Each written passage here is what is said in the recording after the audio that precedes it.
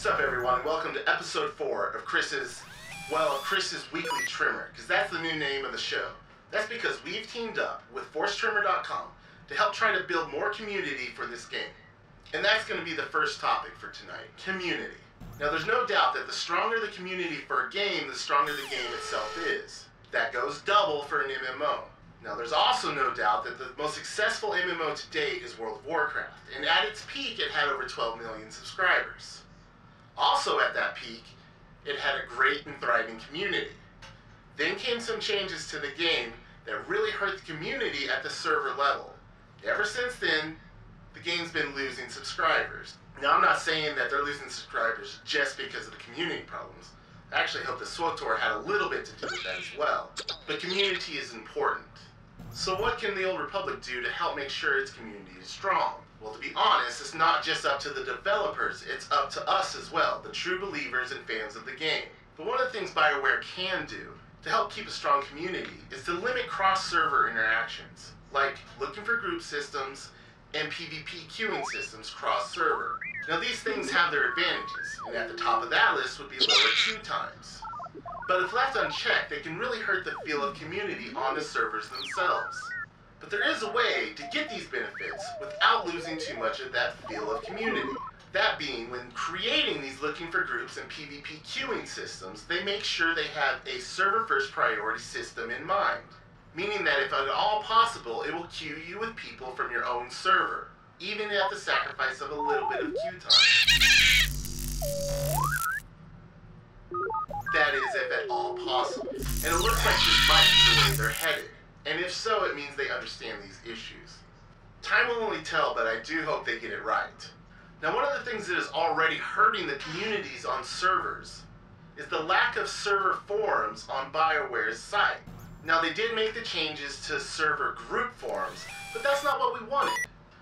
But this is one of the areas where the community itself can help make up for this problem. ForceTremor.com has great forums, including server forums. If we all work together to get these up and growing, it can only strengthen our game. So tell your friends, have them sign up. Let's build this community together and keep our game growing strong. As far as news goes this week, there really hasn't been much. There was a change to the PTS forums, pretty much shutting them down unless there's a different version on the PTS than there is live. They did this to help sort through the feedback easier. And I guess it makes sense, but like I said last week, there's a lot more they could do to help these be more successful. But with that, let's move on to the patch notes. First up, checking off something that should have already been there to begin with, we finally get to use /roll. In Operation, two things I didn't even know were bugged to begin with are fixed. Bosses in Operations now drop the proper amount of loot when the group is using the Master Loot setting. In Eternity Vault, the Dual Fates and Penalty of Destiny effects are now properly removed when the Infernal Council encounters reset. Looks like they're going to be adding high-level black and yellow crystals for the pre-order vendors on the Imperial and Republic fleets.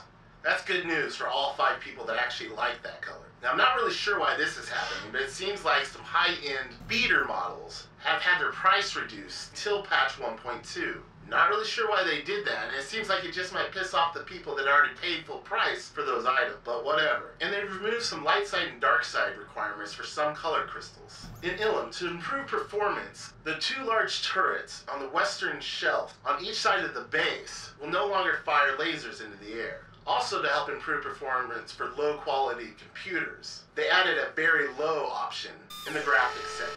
Now let's move on to the weekly Q&A responses from the developers. First off, I just want to say that it looks like patch 1.2 is going to be huge. They're saying that they have 4 pages of patch notes for crew skills alone. First up, it looks like faction ability inconsistencies due to animation times are being worked on. A lot of people might not know this, but there are some pretty unfair inconsistencies in the mirrored classes due to ability animation time. And that led to a lot of rumors saying that BioWare loved the Empire more than the Republic. But it looks like they're working on evening this stuff out. Seems kind of silly that they didn't have it that way to begin with. The dev team is working on a looking for group system, but they're being really tight-lipped as to what that system will entail. So all we know is that it's coming. Other than that, it's a mystery. Crew skills, as I said earlier, are going to have a huge revamp in 1.2. A lot of this is to help people feel happy about their crew skills besides just biochem. There will be new game schematics, crit crafting on orange gear with augment slots, new color crystals, more and better reverse engineering abilities, plus the ability to remove mods from epic gear, including set bonuses. They're also working on a better color matching system. Now for the patch notes and this, these were just the highlights as I see them. I encourage you to go check them out in full at foresttremor.com. That's all for this week. Be sure to subscribe, like, and comment. And check out the website at foresttremor.com for all your Old Republic needs.